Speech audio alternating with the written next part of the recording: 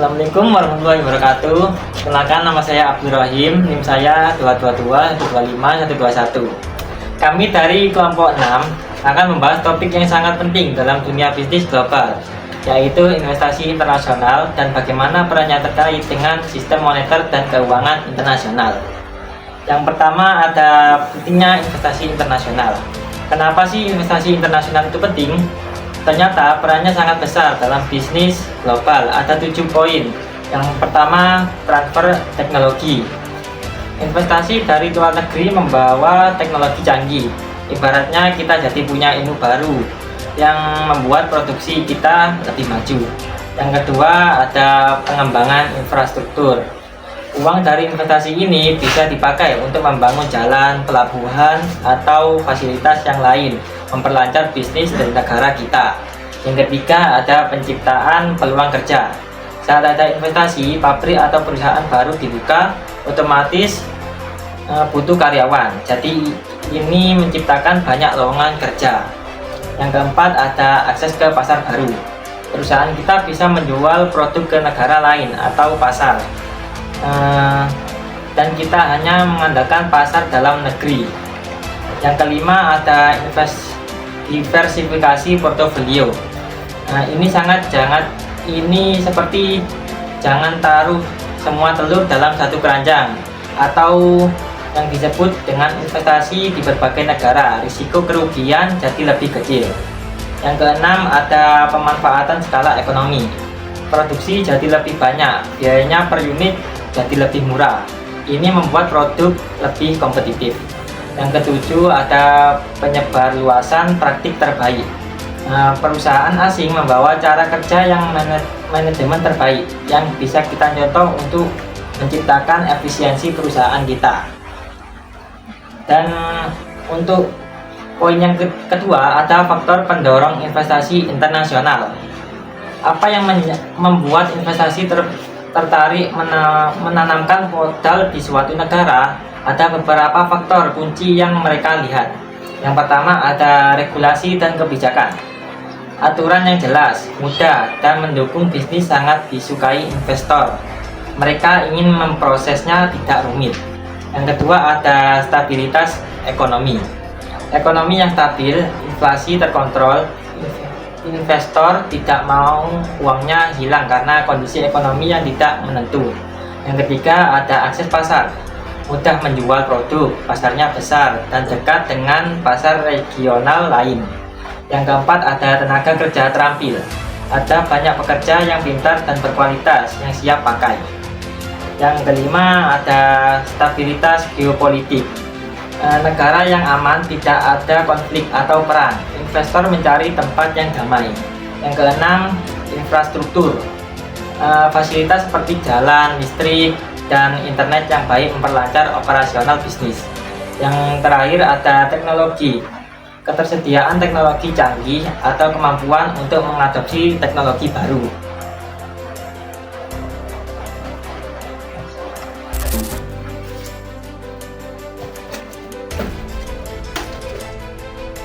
Perkenalkan, nama saya Sebastian Afdinal, NIM saya 221-25256. Saya akan melanjutkan tentang teori-teori investasi internasional. Jadi, para ahli punya teori untuk menjelaskan kenapa investasi ini terjadi. Ada 3 teori utama. Yang pertama itu ada teori ketidakmampuan pasar dan faktor produksi. Yang kedua itu teori siklus hidup produk internasional, dan teori ikuti pemimpin atau Knipboxer teoris.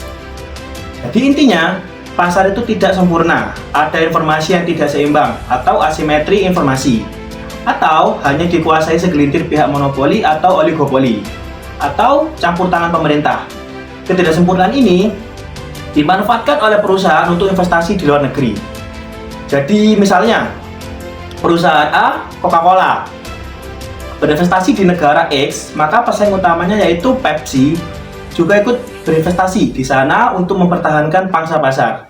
Ini terjadi jika pasarnya dikuasai sedikit perusahaannya atau oligopoli. Nah, untuk sebab selanjutnya itu ada sistem moneter internasional. Ini adalah aturan main global tentang bagaimana uang antar negara ditukarkan. bagaimana pembayaran internasional dilakukan, dan bagaimana nilai mata uang ditentukan. Jadi, sejarah perkembangan sistem moneter internasional, sistem ini sudah berkali-kali berubah seiring perubahan politik dan ekonomi global, terutama saat Perang Dunia. Ada beberapa transformasi, yaitu 3 transformasi besar pada sistem moneter nasional. Transformasi pertama yaitu nilai mata uang mudah diukur antar satu sama lain. Transformasi kedua atau Bretton Woods, setelah Perang Dunia Kedua kembali ke standar emas, tapi emas hanya ditukarkan oleh bank sentral. Nah, transformasi ketiga, standar emas diganti dengan dolar Amerika atau USD pada tahun 1973. Ini terjadi karena sistem nilai tukar tetap dianggap tidak bisa dipertahankan lagi. Untuk selanjutnya itu ada nilai tukar mata uang atau kurs. Kurs adalah harga suatu mata uang jika ditukar dengan mata uang lain. Adalah berbagai cara negara menentukan kurs. Ada beberapa nilai tukar mata kurs di sini. Yang pertama itu mengambang, bebas atau free float. Nilai tukar murni ditentukan oleh pasar atau permintaan dan penawaran. Yang kedua ada sistem kurs tetap atau fixed exchange rate. Nilai tukar ditetapkan oleh pemerintah dan dijaga agar tidak berubah. Yang ketiga itu mengambang yang dikelola atau managed float. Campuran dari keduanya, ditentukan pasar, tapi bank sentral atau pemerintah sesekali ikut campur agar tidak terlalu liar. Yang keempat itu kurs lainnya atau tambahan jika perlu. Ada juga sistem lain seperti pengaitan tidak resmi atau perjanjian koordinasi kurs. Dah.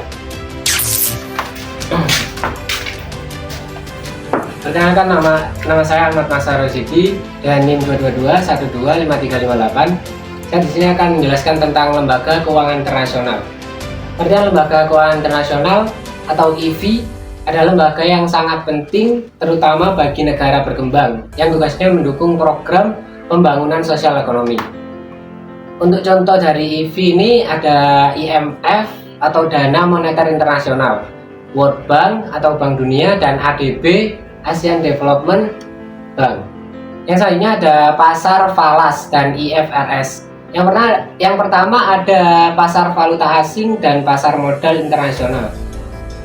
Pasar valuta asing atau falas adalah tempat mata uang diperdagangkan. Harga mata uang yang ditentukan oleh permintaan dan penawaran di pasar. Yang kedua ada The International Financial Reporting Standard atau IFRS. Untuk IFRS ini adalah standar akuntansi global. Untuk fungsinya sebagai bahasa akuntansi yang sama di seluruh dunia agar laporan keuangan perusahaan lebih transparan dan mudah dipahami investor internasional. Demikian presentasi dari kami. Jadi dapat disimpulkan investasi internasional adalah kunci pertumbuhan global, didukung oleh aturan main, sistem moneter, dan standar yang seragam atau IFRS. Terima kasih atas perhatiannya.